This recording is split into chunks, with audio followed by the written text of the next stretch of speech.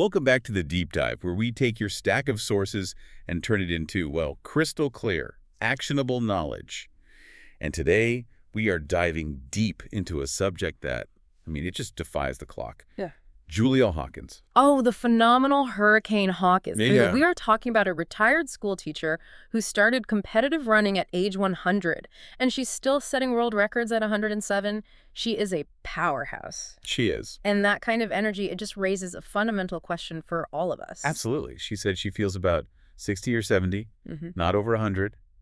And then she added, and I love this, nothing stops me. Incredible. So for someone maintaining that kind of performance in their second century, diet isn't just nutrition, it's fuel for longevity. And that is precisely the mission of this deep dive. We're going to unpack the specific foods, the things she consciously avoids, and, the precise dietary habits Julia uses to fuel her life in her races. And we're linking it all back to the science. Exactly. We're looking for those actionable insights into how you can use diet to sustain high performance, no matter what your age is. Okay, so let's unpack this. If you want to feel 40 years younger than your birth certificate says, where does that journey even begin? For Julia, the core philosophy is, well, it's pretty simple. It's plants. Plants, and lots of them. That's the cornerstone. Julia fundamentally believes in a plant-based diet. She sees fresh fruits and vegetables as the absolute key to her energy. But the flip side of that is just as important, right?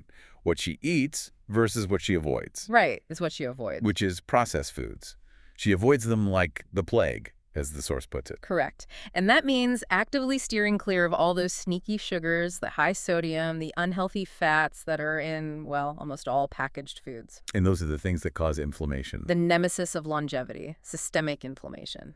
Okay, so avoiding processed foods sounds great in theory, but, for the average person living today, what are the sneakiest sources of that sugar and sodium that even, health-conscious people might be missing? That is such a critical question, because they're hidden in places you wouldn't expect. Think low-fat salad dressings, flavored yogurts, even some pre-made vegetable soups can be loaded with sodium to make them last longer on the shelf. So her strategy is just keep it simple. Eat food that hasn't been changed from its natural state. And what's fascinating here is that her personal belief system, which she's held for a long time, is now heavily supported by the latest research. Yeah, if we connect this to the bigger picture, the science strongly endorses her intuition. Your source materials highlight a landmark study from 2022. It was Professor Fans and his team at the University of Oregon. Okay. They looked at data from over 7,000 doctors and scientists, and the finding was it was stark. And what did they find? An optimal diet, rich in legumes, whole grains, nuts, vegetables, and fruit, can actually add up to a decade to your life expectancy. A full decade. A full decade of healthy living. Just by optimizing what's on your plate. That's the highest return on investment I can think of. It's compelling. And it's not an anomaly either. There's similar research you cited from Cornell and Harvard, and it reinforces the same idea. Replace animal products high in saturated fats with plant-based alternatives, and you significantly reduce the risks of premature death. It's the fiber, the antioxidants. Exactly. The fiber reduces gut inflammation. The antioxidants protect your cells from the stress that causes aging. It's a really compelling scientific case. Okay, so the foundation is plants. We get that. But what are the specific powerhouses she relies on to fuel her daily routine and, her 100-meter dash? Let's start with her favorite fruit, the banana. Bananas are such an inspired choice for an active person. They're a fast, natural source of energy, but more critically, they're a fantastic source of potassium. Right, the electrolyte. Yes, and it's absolutely vital for heart function. It helps regulate blood pressure and keeps the heart muscle beating efficiently. And for a runner, the benefits of potassium go straight to muscle function, right? Precisely. It's essential for the electrical signaling muscles need to move. It also helps regulate the body's water levels, which is what prevents those awful muscle cramps. And they're high in fiber. Right, which keeps her digestive system efficient and unburdened. Okay, here's where it gets really functional, though. The notes mention bananas are a secret weapon for better sleep. How does a fruit do that? This is a phenomenal detail. It just shows how consciously she selects foods for maximum benefit. So bananas are a great source of magnesium and potassium, which are known muscle relaxants. Okay. But the real secret ingredient is tryptophan. It's an amino acid that the body uses as a precursor. A precursor for what? It converts it first into serotonin, that's the mood hormone, and then into melatonin, which is the primary hormone that regulates your sleep-wake cycle. So that snack isn't just filling. It's actively helping her muscles relax and priming her brain for deep recovery. It's a masterclass in functional food selection. It really is about eating with intention. So moving on from fruit, Julia balances her meals with these really nutrient-dense vegetable soups and salads, and her favorites are a specific, powerful trifecta of greens. Let's talk about that trio. Broccoli, spinach, and kale. Why these three? They just offer a massive return on nutritional investment. Let's start with broccoli. It's often underestimated, but just 1 cup has as much vitamin C as an orange. And vitamin C is crucial for collagen, for joints. For healthy skin, tendons, and yes, for those running joints. Plus, it's got minerals like calcium. And spinach, famous for iron, obviously, but what else? Spinach is a nutritional juggernaut. It's loaded with vitamins A, C, and K, iron, folate, potassium. The iron is crucial for getting oxygen to the muscles. That's non-negotiable for an athlete. And then there's kale, the king of greens. It really earns that title of nutrition superstar. It's got massive doses of vitamins A, B6, C, K, folate, fiber. I mean, the list goes on. So this trio is basically an immune system army. It is. And because they're all low calorie and high fiber, they also help maintain a healthy weight, which reduces pressure on the joints. That makes sense. Yeah. But because these greens are so dense, your sources included some pretty important health caveats we should cover. Absolutely. This is why we do a real deep dive. We look at the benefits, but we also have to acknowledge the limitations. For instance, because spinach has certain compounds, people on blood thinners or with IBS or with kidney problems should probably limit how much they eat. Why is that specifically? What's the mechanism there? So in the case of blood thinners, spinach and kale too, they contain high levels of vitamin K. And vitamin K helps with clotting. Exactly. It plays a crucial role in blood clotting, which means it can actually counteract the effectiveness of medications like Coumadin or warfarin. And the kidney stone risk with kale. That comes down to oxalates. Uh-huh. They're natural compounds in plants, and they can bind with minerals like calcium. So if you're already prone to forming oxalate kidney stones, eating a lot of high oxalate foods like kale could make the problem worse. It's a perfect example of why personalized nutrition is so key. It is. What works for a 107-year-old runner might need to be adjusted for someone else. Duly noted. Okay, let's shift from micronutrients to the building blocks. Protein. We know she avoids red meat. She prefers beans and lentils. What's the thinking there? Julia's preference for plant-based proteins, like beans and lentils, is because she finds them much easier to digest. And if you look at it from a cardiovascular standpoint, the science overwhelmingly supports her choice to avoid meat-heavy diets. How clear is the link that your source makes between that kind of diet and heart disease? Oh, it's extremely clear. A diet heavy in red or processed meats is a leading cause of heart disease. Animal products contain high amounts of saturated fat and cholesterol. That cholesterol, especially the LDL type, it builds up in your arteries. It creates plaque. Exactly. It's a process called atherosclerosis. This buildup stiffens the arteries, restricts blood flow, and dramatically increases the risk of heart attack and stroke. So by choosing lentils and beans, she's not only getting protein, she's also getting fiber that helps clear out cholesterol.